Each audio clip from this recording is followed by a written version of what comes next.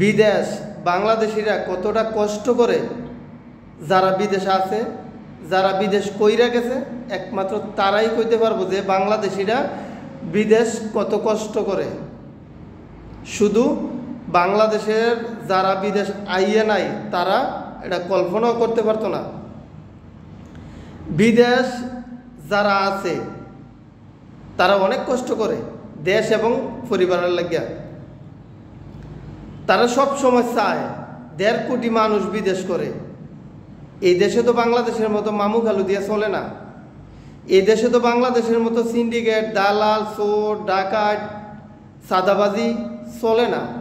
এই দেশে কষ্ট করে ইনকাম করতে হয়।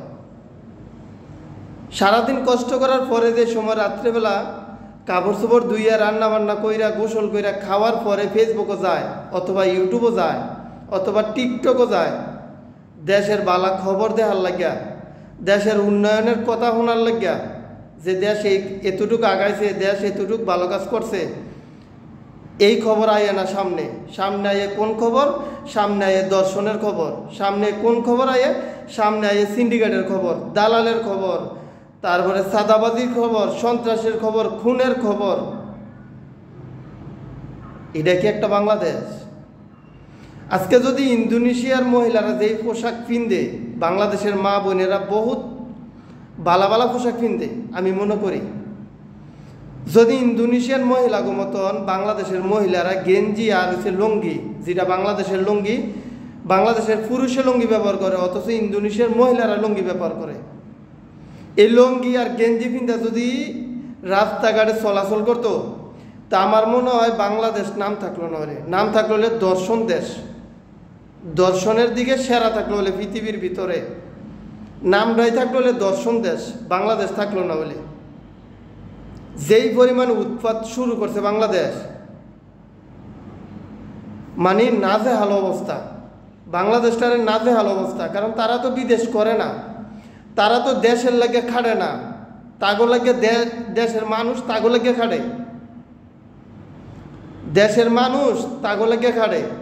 তারা তো ফায়ের উপরে ফাও তুলে যা মনে চায় তাই করে, যা মনে চায় তাই করে। আজকে একটা মা বোন নিরাপদ নাই, কারো ছেলে সন্তান নিরাপদ নাই, কারো বাপ মা নিরাপদ নাই, কারো ভাই বোন নিরাপদ নাই বাংলাদেশে। কে এমন করে দেশ? সারা পৃথিবী যখন পরিবর্তন হয়েছে, বাংলাদেশ হয় না করে? বাংলাদেশের প্রতিটা মানুষ শুধু মুখে মুখে পরিবর্তন হয়েছে, কাজে কর্মে একজনের পরিবর্তন হয় নাই। যারা বিদেশ আছে তারা সত্যি দেশের অনেক ভালোবাসে। যারা বিদেশ আছে, যারা দেশের লাগে এবং পরিবারের লাগে খাটে, তারা সত্যি দেশটারে অনেক পছন্দ করে, অনেক ভালোবাসে। তারা চায় যে তাগ বিনিময়ে দেশের মানুষ ভালো থাকুক, দেশ ভালো থাকুক। অথচ দেশের মানুষ এটা চায় না। তারা সব সময় চায় দেশের ক্ষতি, সব সময় তারা চায় দেশ নিচে থাকুক। যদি তারা দেশের ভালো চাইতো, প্রবাসীরা যেমনি দেশের ভালো চায়, দেশের মানুষ যারা আছে তারাও যদি দেশটা ভালো চাইতো, দেশটার আজকে এই অবস্থা হয় না, দেশটার এই অবস্থা হয় না।